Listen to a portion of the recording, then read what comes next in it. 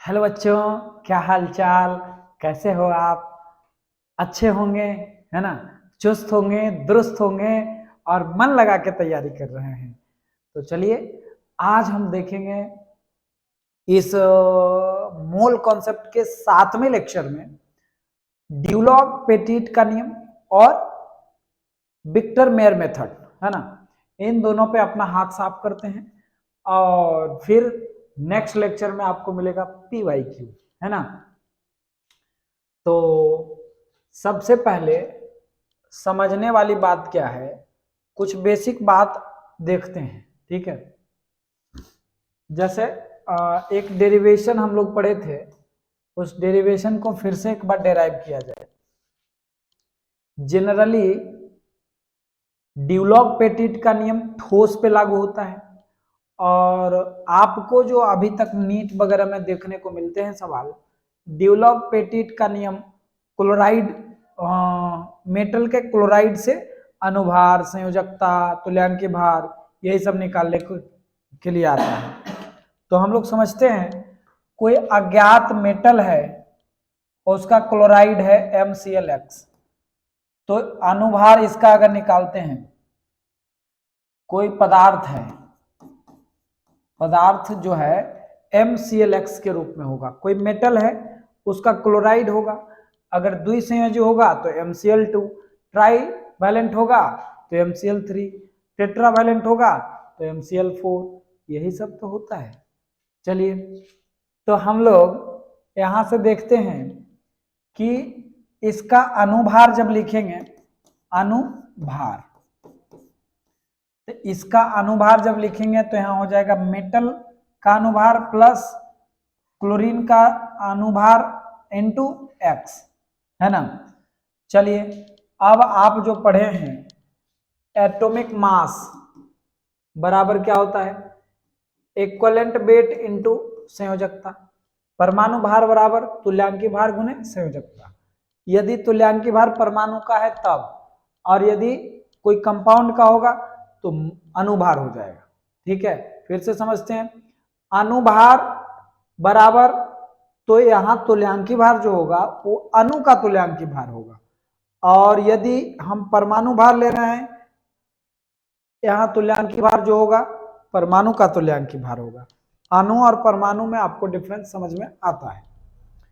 तो अगर मैं मेटल की बात करूं तो ये एक परमाणु है ना? तो इसके लिए हम लिख सकते हैं equivalent weight into X plus chlorine into X। तो गौर फरमाने वाली बात क्या है, यहां से X कॉमन हो जाएगा, X कॉमन हो जाएगा। X जैसे ही कॉमन होगा तो इधर हो जाएंगे equivalent weight plus chlorine, equivalent weight plus chlorine, ये मॉलिक्यूलर वेट हो गया।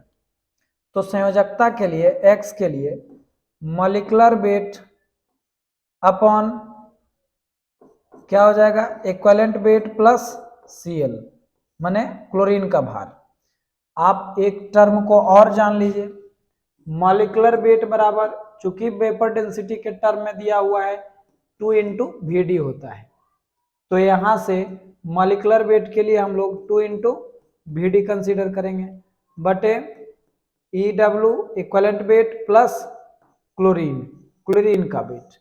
चलिए, शानदार सा 2 into VD upon equivalent weight. गौर फरमाइएगा, यहां पर इस फॉर्मूले में इक्विवेलेंट वेट जो मैं रखता हूं वो किसी एटम का होता है, पूरे पूरे कंपाउंड का नहीं, कोई परमाणु का, है ना? प्लस 35.5 क्लोरीन का वेट। तो ये हो गया इसकी बातें, यानी कि क्वेश्चन में बोला गया तत्व की संयोजकता ज्ञात कीजिए, तत्व की संयोजकता ज्ञात कीजिए। तो तत्व की संयोजकता के लिए हम लोग का जो ये फॉर्मूला आया है, इसको हम लोग प्यार से बोलेंगे रामबाण। क्या बोलेंगे? रामबाण। किसी भी क्वेश्चन पे बाण मार देंगे, आंसर आ जाएगा।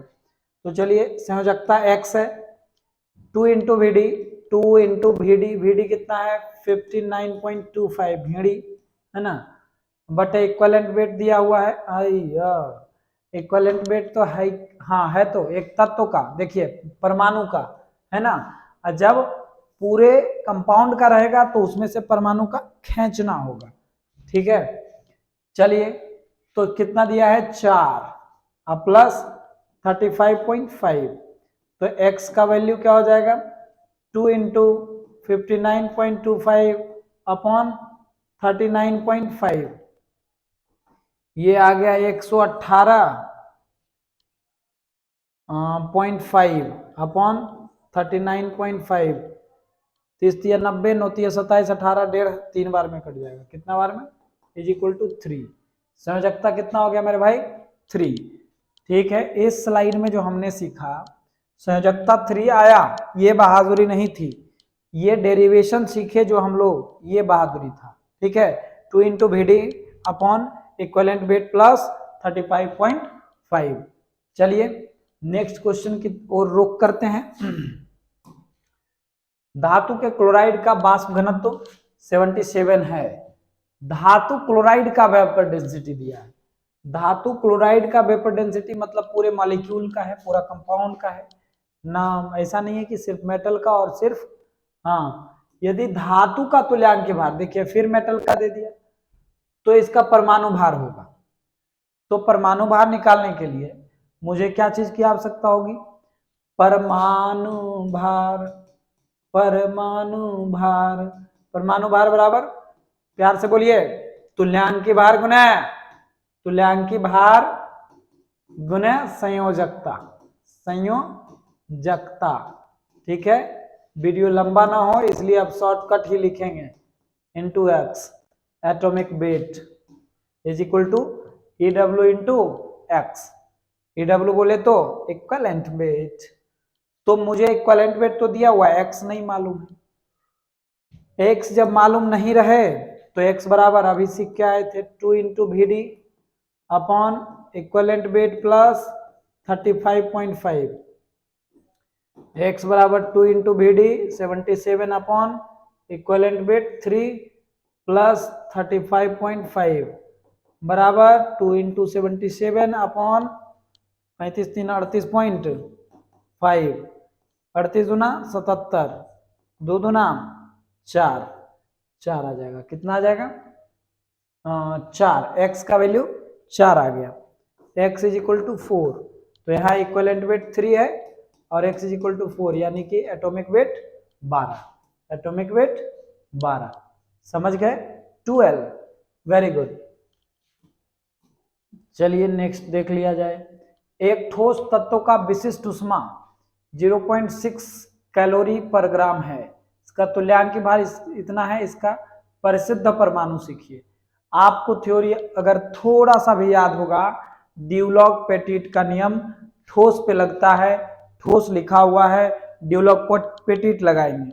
ड्यूलॉग चचा क्या कहते थे, हो ड्यूलॉग चचा कहते थे कि कोई भी तत्व का, जब कोई भी तत्व या कंपाउंड का जब विशिष्ट ऊष्मा दिया हुआ रहे तो 6.4 में जब भागा देंगे हम, तो उसका विशिष्ट ऊष्मा से हम उसका लगभग परमाणु भार पता कर लेंगे। तो चलिए लगभग परमाणु भार ड्यूलॉग पेटिट का नियम से क्या निकलता है, लगभग एप्रॉक्स परमाणु भार निकलेगा, एप्रॉक्स परमाणु भार बराबर 6.4 अपॉन स्पेसिफिक हीट SH।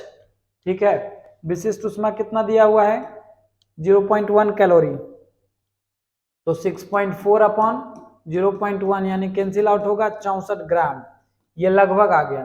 ठीक है, तो इसका परिशुद्ध अनुभार के लिए इसको थोड़ा सा फिल्टर करते हैं। तो एक फार्मूला x बराबर क्या होता है, molecular weight upon equivalent weight, molecular weight upon equivalent weight. गौर फरमाइएगा, ऊपर मॉलिक्यूलर वेट, यहाँ पर क्या लिखा हुआ है, इसका तुल्यांकी भार, यानी कि टोटल कंपाउंड का तुल्यांकी भार की बात किया, या एक तत्व की, तो इसका 64 है, तुल्यांकी भार 31.8 है, संयोजकता लगभग 2 आ जाएगा, संयोजकता लगभग कितना आ जाएगा 2, क्योंकि वैलेंसी कभी भी फ्रैक्शन में नहीं हो सकते हैं, डेसिमल्स में नहीं हो सकते हैं, नेचुरल नंबर होते हैं, तो नेचुरल नंबर ले लिए। अब परिशुद्ध परमाणु भार, परमाणु भार के लिए क्या करेंगे आप, equivalent weight into x, equivalent weight कितना है 31.8 इंटू एक्स कितना है 2, 31 दुना 62 63.6 ग्राम, ठीक है। तो आपका धनाधन आंसर आ रहा है। ये देखिए पीक पर है, आप इस चैप्टर का 94 नंबर का क्वेश्चन कर रहे हैं, आपको अंदाजा होगा कि आप किस लेवल का क्वेश्चन कर रहे हैं, है ना। चलिए जानदार और शानदार बातें हम लोग कर लिया है, अब आगे बढ़ते हैं। एक तत्व की विशिष्ट उष्मा 2 इतना है तो इसका परमाणु भार होगा, तो फिर क्या करेंगे हम लोग, लगभग परमाणु भार पहले पता करते हैं, लगभग परमाणु भार, अब लिख लेते हैं approx weight, approx atomic weight is equal to, approx atomic weight is equal to 6.4 upon 0.214। जब इसका गेम बजाएंगे तो नीचे से 3 जीरो जाएगा ऊपर, ठीक है, और ऊपर से 1 जीरो आएगा नीचे, 214 गुना 10 6400, 6400 बटे 214, द्वितीय 6 बार में तो कटेगा मेरे दोस्त, लगभग 30 बार में आ जाएगा। कितना बार में 30। तो आपका आंसर देखिए, इसी को बोलते हैं ड्यूलॉग पेटिट रूल। देखिए कोई रूल जानिएगा ना तो आप बहुत इजीली हर चीज को मजा आ जाएगा, है कि नहीं। तो रूल क्या था 6.4 upon S H, 6.4 upon S H, और यहाँ पे अप्रोक्स में क्या आ गया 30, अप्रोक्स 30 आएगा, क्योंकि डायरेक्ट आंसर इसलिए कर दिए क्योंकि आसपास कोई फटक भटक नहीं रहा था, मतलब आसपास का कोई ऑप्शन दिख नहीं रहा था। चलिए नेक्स्ट क्वेश्चन लेते हैं। एक धातु X M सल्फेट बनाती है, MgSO4 इंटू 7H2O से समाकृतिक है। यदि सिल्वर नाइट्रेट के विलयन से इतना ग्राम धातु, अच्छा M यानी कि M1 का मास दिया है, M1 हो गया 0.6538, ठीक है, और Ag को हम M2 Ag को मान लेते हैं M2 is equal to 2.16 gram, okay. तो धातु का परमाणु भार होगा, तो ये विस्थापन करने वाला है, तो आपको तो ये तो पिछला कंसेप्ट से डायरेक्ट हो जाना चाहिए सवाल, क्योंकि विस्थापन विधि क्या था, धातु विस्थापन विधि M1 upon M2 is equal to E1 upon E2, ठीक है। अच्छा E2 हम किसके लिए माने हैं, 2 किसके लिए माने हैं, चांदी के लिए, 2 चांदी के लिए, तो E इक्विवेलेंट वेट Ag यानी कि E2 कितना होगा, मॉलिक्यूलर वेट कितना होता है चांदी का 108, 108 में संयोजकता कितना होता है 1, मोलिकुलर भार बटे संयोजकता जो होता है तुल्यांकी भार होता है, यानी कि E2 कितना आ जाएगा 108। अब जब हम इसको यहाँ पे पुट करेंगे, या फिर मैं सीधे चलता हूं पहले, हाँ क्या निकालना है E1 अपॉन E2, अच्छा तो यहां से इसकी संयोजकता तो 2 हो जाएगी, क्योंकि समाकृतिक किसका है MgSO4 का, तो यहां से वैलेंसी फैक्टर जो है आपका 2 पता चल रहा है, क्योंकि उसी के तरह समाकृतिक है, समाकृतिक बोले तो सेम जैसे बनाएगा, मान लेते हैं M कैल्शियम मैग्नीशियम की जगह कैल्शियम रहा होगा, है कि नहीं, बस इतना ही डिफरेंस होता है। यदि मैग्नीशियम का वैलेंसी फैक्टर 2 है तो कैल्शियम का भी दोनों का 2 ही होगा, मैग्नीशियम हो या कैल्शियम, ठीक है। यहां से हम E1 पता कर लेंगे, ठीक है, E1 बराबर क्या हो जाएगा E2 into M1 upon M2, very good. तो E1 हो जाएगा, E1 कितना है मेरे भाई, E1 तो निकालना E2 108 है, M1 कितना है M1 0.6538 है, अपॉन M2 कितना है 2.16 है, तो दशमलव उड़ा के 100 को ऊपर ले जाइए, तो 108 दूना 216, ठीक है। जब आप इसको गुणाएंगे तो 65.38 अपॉन 2 आ जाएगा, क्या इक्विवेलेंट वेट। अब है कि परमाणु भार चाहिए, तो atomic weight is equal to equivalent weight E1 into n factor या वैलेंसी फैक्टर। E1 आपका कितना है 65.38 अपॉन 2, और संयोजकता भी आपका 2 से 2 कैंसिल आउट 65.38, आपका आंसर नंबर 3। इस तरह से आप इजिली क्वेश्चन इस तरह का आप कर सकते हैं। बस चाहिए क्या, प्रैक्टिस प्रैक्टिस प्रैक्टिस, है ना, गर्दा उड़ा के प्रैक्टिस करिए। चलिए, एक धातु का कार्बोनेट MgCO3 के साथ समाकृतिक है तथा इससे इतना कार्बन धातु का परमाणु भार लगभग होगा। धातु का परमाणु भार लगभग होगा। देखिए MgCO3 का समाकृतिक है तो सबसे पहले क्या पता चल गया कि वैलेंसी फैक्टर इसका 2 होगा। मास ऑफ कार्बन जिसको हम M1 बोलेंगे, mass of carbon is equal to 6 gram, चूंकि 6.091 है और ऑप्शन काफी दूर दूर में है तो 6 भी ले सकते हैं। M2 क्या होगा, अच्छा विस्थापन विधि तो लगेगा नहीं, यहाँ धातु का परमाणु भार से भी काम हो जाएगा, है ना, धातु का परमाणु भार से भी काम हो जाएगा। चलिए, तो हम लोग इसको MgCO3 टाइप का बनाता है तो धातु कार्बोनेट लिखते हैं। क्या लिखते हैं, धातु कार्बोनेट।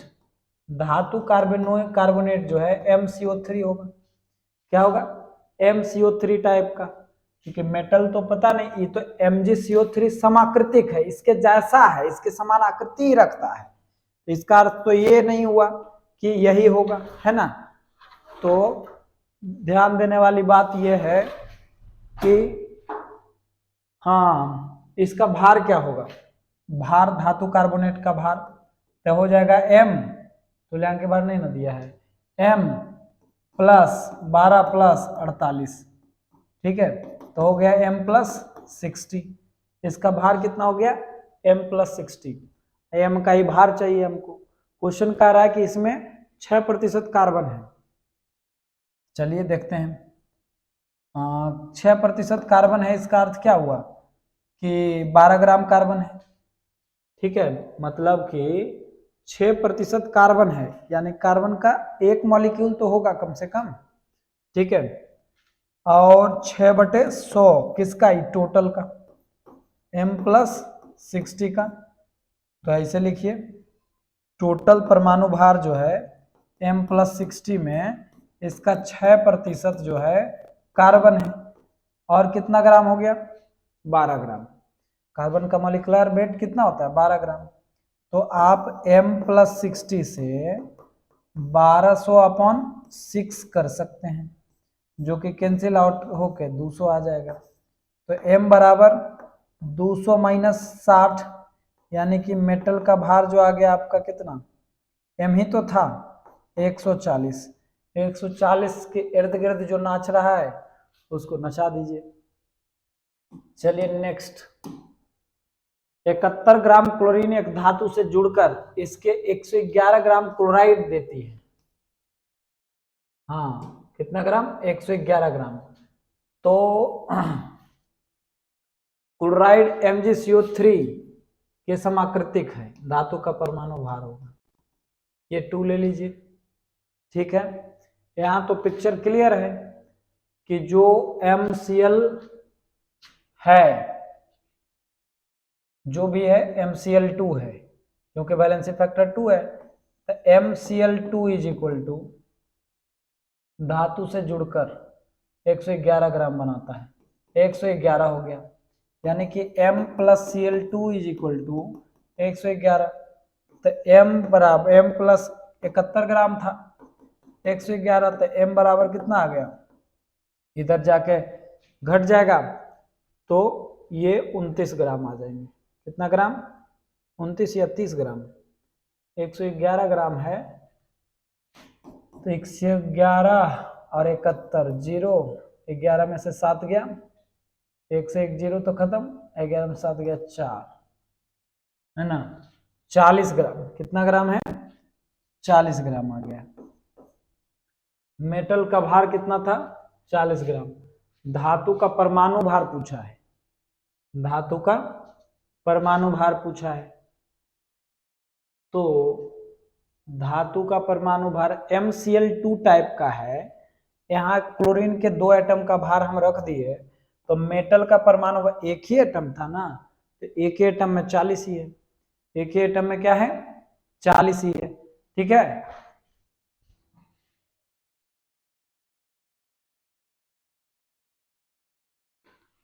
देखते हैं नेक्स्ट क्वेश्चन।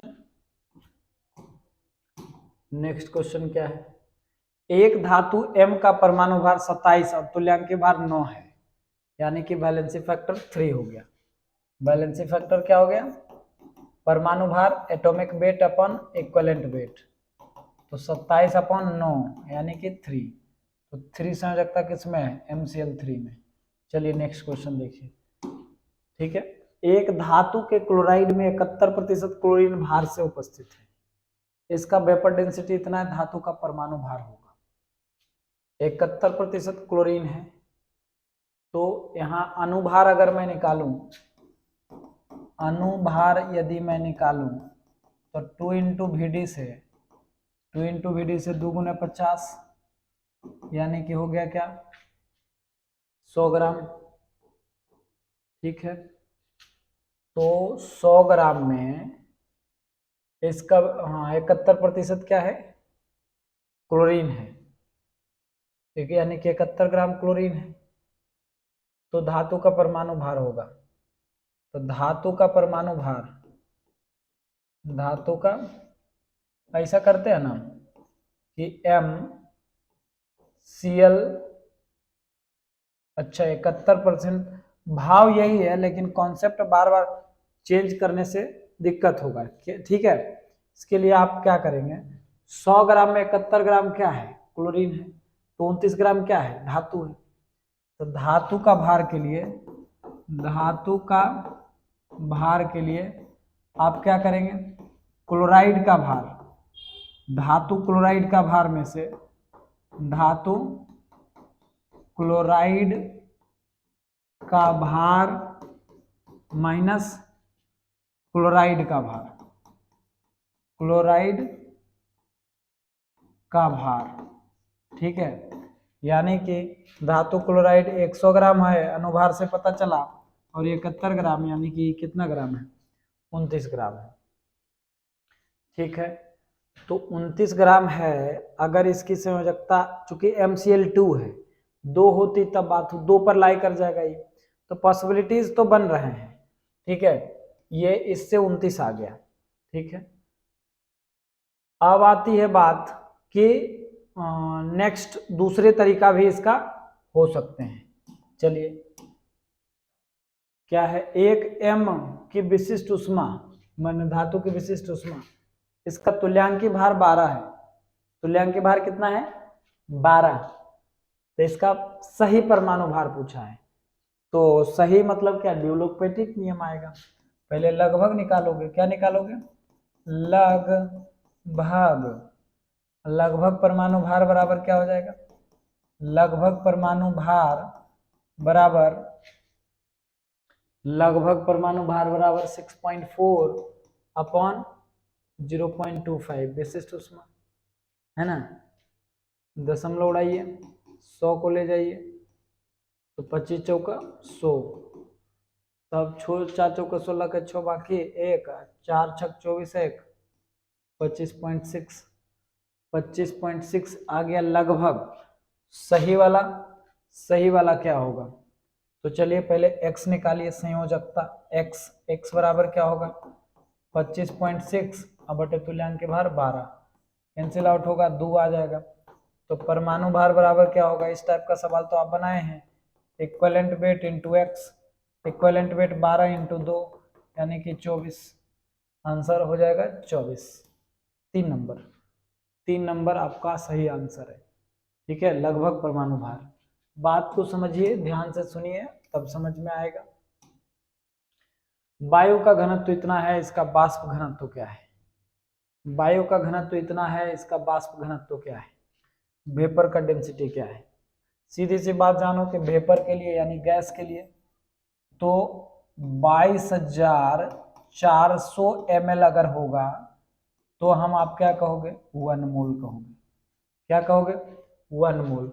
इसका 1 ml में इतना ग्राम है तो 1 ml इज इक्वल टू कितना ग्राम है, यहां से निकलेगा 1 ml इज इक्वल टू 1/22,400 मोल। ठीक है, अब इसका भार देखते हैं कितना है।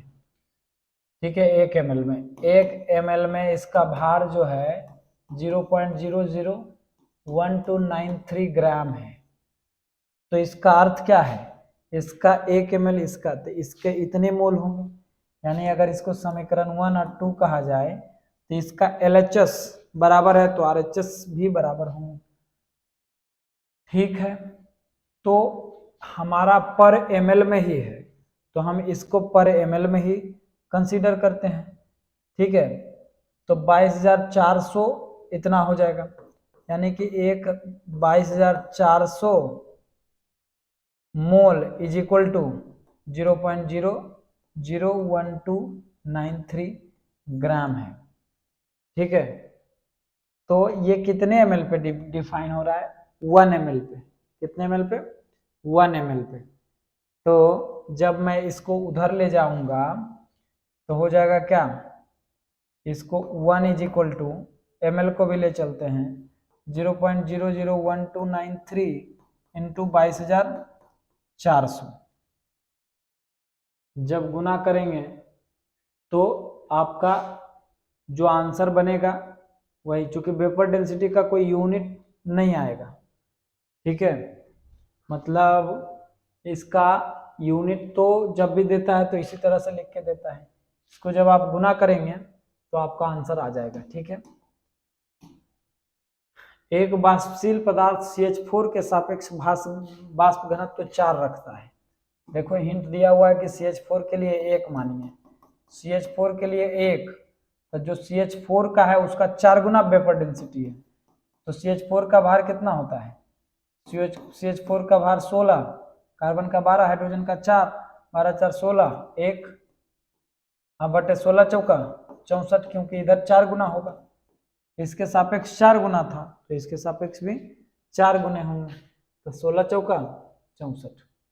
तो आपका सही आंसर ये होता है 3 नंबर। चलिए नेक्स्ट क्वेश्चन पे आइए। एक गैस का वाष्प घनत्व 16 है, एक गैस का वाष्प घनत्व क्या है 16 है, इसके स्थिर दाब पर CP/CV। अच्छा, ये आ गया गामा का वैल्यू, गामा जो है CP/CV 1.4 दिया है। इसका मतलब ये द्विदंतूर है। क्या है, द्विदंतूर, बाइडेंटेट, बाइडेंटेट नहीं बोलेंगे है ना, मतलब इसको बोलेंगे डाइवैलेंट, द्विसंयोजी है, मतलब इसकी परमाणुकता 2 होता है। 1.4 है तो परमाणुकता कितना हुआ 2, यानी कि 2 परमाणु का भार निकल के आएगा। ठीक है, और यहाँ परमाणु भार पूछा यानी 1 परमाणु का पूछा है।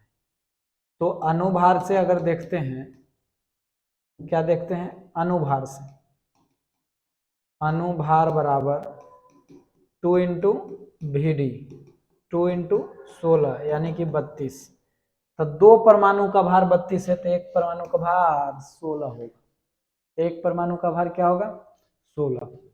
लिख दें, ठीक है लिख देते हैं, चूंकि 2 परमाणु का भार 32 है तो 1 परमाणु का भार बराबर 16। ठीक, गुड। नेक्स्ट, किसी पदार्थ का भार जो 22.4 लीटर यानी 1 मोल यानी कि विस्थापित कर रहा है, तो 1 मोल का पदार्थ है, पदार्थ मतलब अनुभार है ना, क्योंकि अगर तत्व आता तो परमाणु भार लेते, इसका तो अनुभार हो जाएगा। चलिए नेक्स्ट पे आइए। STP पर 0.39 ग्राम एक द्रव की बाष्पीकरण पर 112 ml वाष्प मिलता है, तो इसका अनुभार होगा, इसका अनुभार होगा, ठीक है। 0.39 ग्राम एक द्रव है, वोलेटाइल है, ठीक है। द्रव का बाष्पीकरण 112 ml में हो रहा है, तो यहां पर विक्टर मेयर विधि लगेगा। क्या लगेगा? विक्टर मेयर मेथड, है ना, विक्टर मेयर मेथड